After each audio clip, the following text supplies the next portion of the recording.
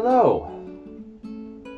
Welcome to the 5th episode of the George Macy Imagery video series. Now, at the end of the last episode, I promised that we would talk more about the first series, but I've decided to give those books a little bit of a delay. March is Women's History Month, and I decided that I would spend some time this month talking about some of the notable women illustrators of the Limited Editions Club. The other option I could have gone with is authors, but unfortunately I've yet to acquire a single Jane Austen volume. And she is the most prominent woman author in the LEC with 5 entries.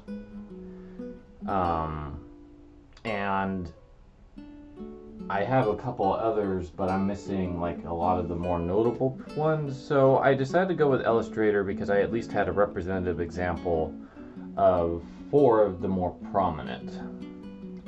Probably will do one on some of the authors in the future when I have more of those books on hand. But for now, we're going to focus on 3 LECs and 1 heritage reprint of an LEC that were all illustrated by women. I'll give you a little bit of history about their contributions to both clubs, and just talk about the books in general. Now, I also tried to pick books that I haven't covered yet, save one.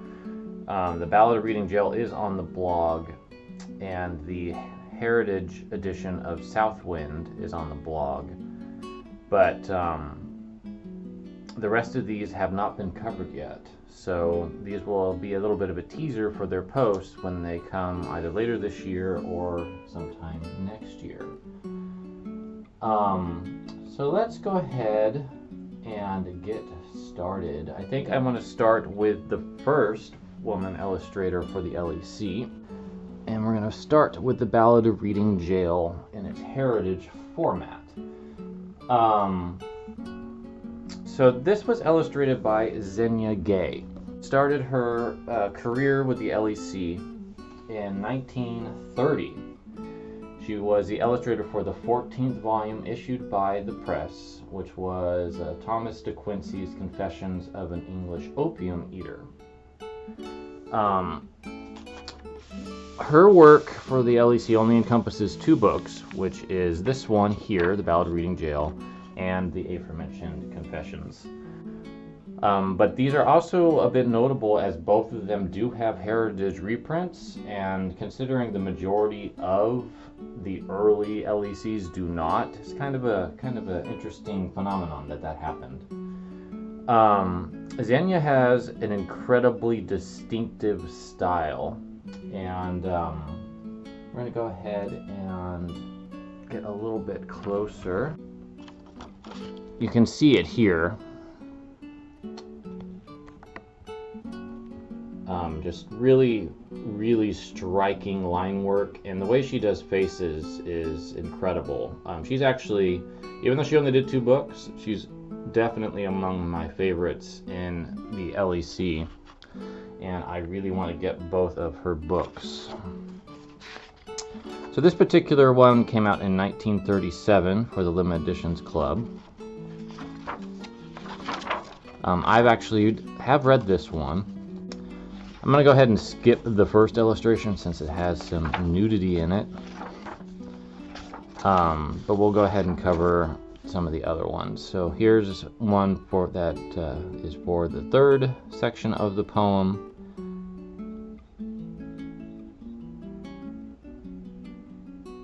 Just really striking. I like the way she draws hands too. They're very, very big. But that makes them very distinctive. Like with this shot here in particular, like that's just really, really haunting. I think there's one more in here. Yeah. So while Zhenya only did 2 books for the LEC, she did a remarkable job on both.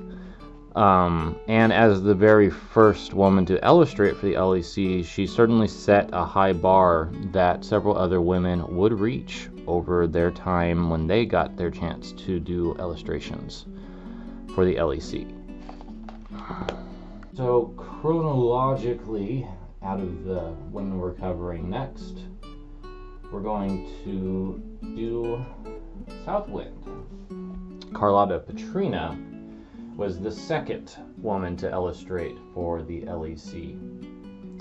Unless I am mistaken, and there is a illustrator from another country, but to the best of my knowledge anyway. So Carlotta Petrina did a few notable releases for the LEC. We've actually covered one of her books on the very first video series with the Aeneid. She also did, if memory serves me correctly, 4 books in total. So she did Paradise Lost and Paradise Regained by John Milton in 1936. She was involved with the LEC Shakespeare and illustrated Henry VI Part 2. And then she also did the Aeneid, which was her last one, in 1944. But this was her first commission. Southwind is one of the, I think Macy would refer to it as an early misfire. I happen to like the book and I like the illustrations, but he had some issues, and we're going to go ahead and cover those because he does talk about it at some length here. So according to Macy, ever since this book was printed, I have felt that Mrs. Petrina, who is too patient and sweet a lady to harbor a grudge against anybody, had the right to harbor a grudge against both the printer and me. I arranged that Mrs. Petrina should go to Capri while making these pictures. I thought her illustrations superb, good to look upon, witty, stimulating.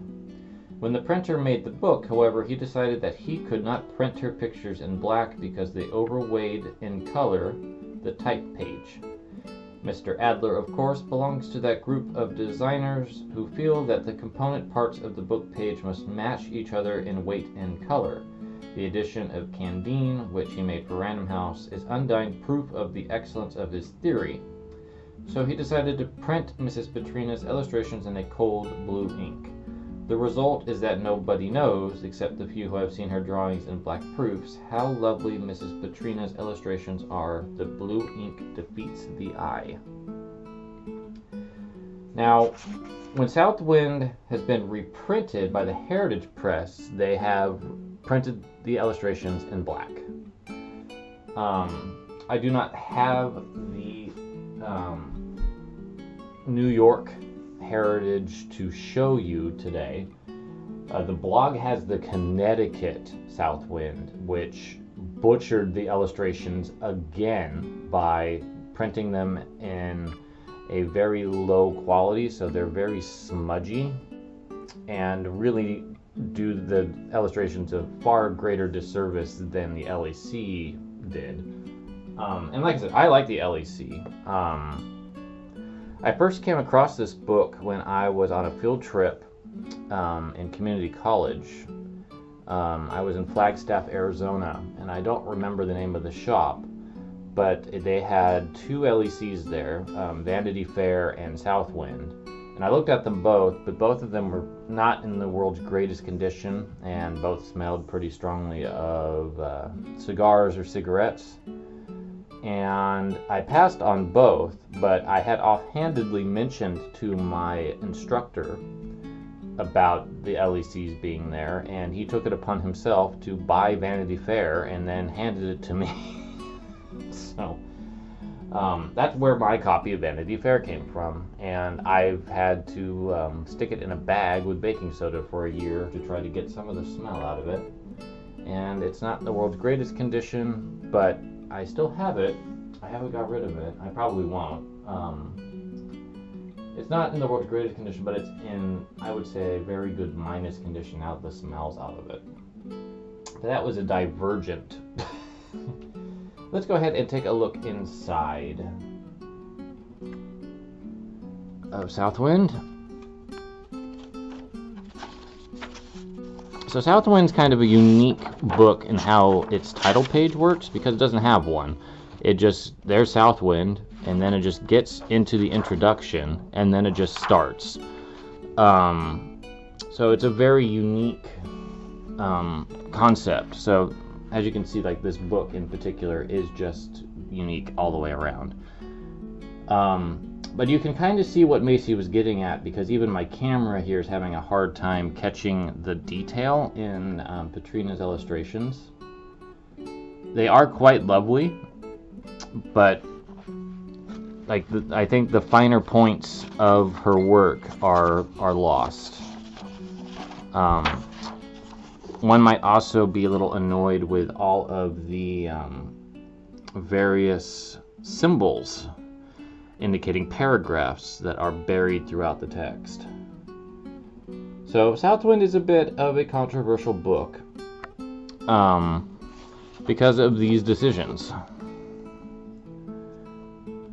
So it certainly doesn't get a lot of the praise that Petrina's later works do, and it's nothing to do with her.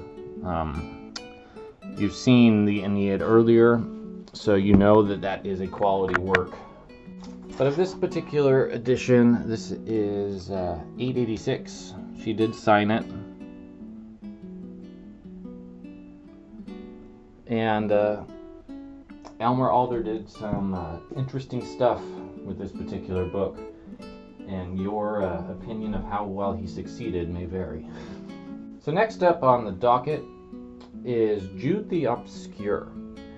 And this is illustrated by the most prominent woman illustrator for the LEC, with 8 individual entries to her name, plus at least 1 or 2 heritage exclusives to her name, Agnes Miller Parker. 2, actually, I do remember now. So Parker got her start with Elegy Written in a Country Churchyard, which is on the blog in its heritage form. And that was in 1938. And she went on to do several books for the LEC, including The Fairy Queen, Richard II, The Poems of Shakespeare, and all of the Thomas Hardy novels. Every single one, including the heritage exclusive Return of the Native. She also did, I want to say she was the Tragedies of Shakespeare, heritage exclusive. So in total she has 10 off the top of my head. And Parker is a splendid woodcut illustrator. She is masterful. I have 2 of the Hardy novels, this and Far from the Madding Crowd. This one's my most recent acquisition, and it's a complete one, other than it doesn't have the Japanese woodblock print included with it. That's the only thing it's missing. My Far from the Madding Crowd doesn't have the letter, but it does have the print, so kind of evens itself out. So let's go ahead and take a look inside. So this is a later one of her books. This is from 1969. And there's the title page there.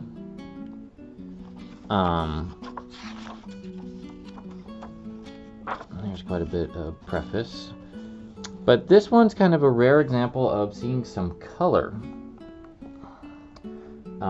Most of her illustrations lack color, but this particular one they added some. It's a little hard to see, but there is some green in there. Let's see if we can find. So like here's like something that's a little bit more traditional, where it's just woodblock black and white.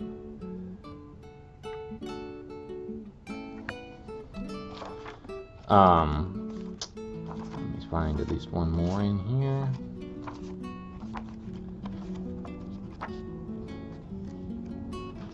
I've yet to read any of the Hardy novels. Alright, well, here's 2, so we'll we'll double our money there. The one on the right does have a bit of a tannish tinge to it. So a little bit of a distinctive book, this one. I forgot that they actually had color on these ones. The majority of her work does not.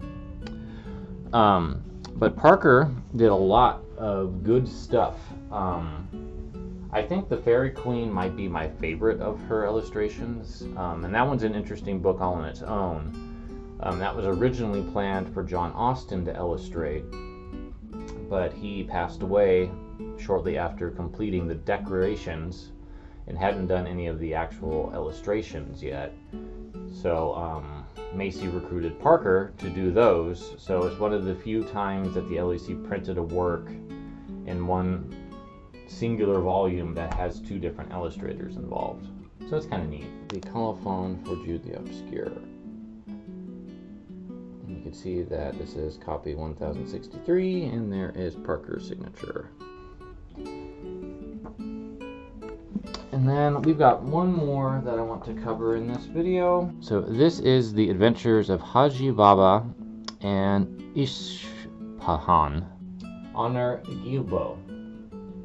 I'm trying to do better on my French pronunciation because I've been doing terribly, so I actually listened to it this time. She did 3 LECs. This was the first in 1947. This was followed up by A Connecticut Yankee in King Arthur's Court in 1949 by Mark Twain. And then she came back in 1955 for George Meredith's The Shaving of Shagpat, which is a sister volume to this particular book. And that was her last commission. To my knowledge, she did not do anything exclusive for the Heritage Press. Really like the title page on this one. It's very colorful. That is kind of the signature, at least, of the 2 sister volumes, this and Shaving of Shagpat. They're very colorful. Connecticut Yankee is a little bit different. It's got its own thing. But you can see that these have like really nice initials. And then, let me find the actual book. There we go. But Honore's illustrations are distinctive. I like them quite a bit. And there's a lot in this book from what I recollect. I don't think there's any full page ones in here. I think they're all like of this like quarter page size. There might be a couple that are like a third page or half page. But she's really good, and I really like her style. I kind of wish she did a little bit more. And then here is the colophon. This is number 1368, and she did sign this one. I think what I'm going to do in March is just continue to do this. Just talk about the women of the LEC who did amazing illustrations. And maybe we can expand that out to some of the authors themselves when I have more on hand, and maybe even a few designers, because there were a few women designers that did do books. So I hope that you enjoyed this little history lesson on women in the LEC in terms of illustrators, and we'll be back in April to continue the first series with Leaves of Grass, Snowbound, and the Decameron. So I hope you're looking forward to it. I will see you then.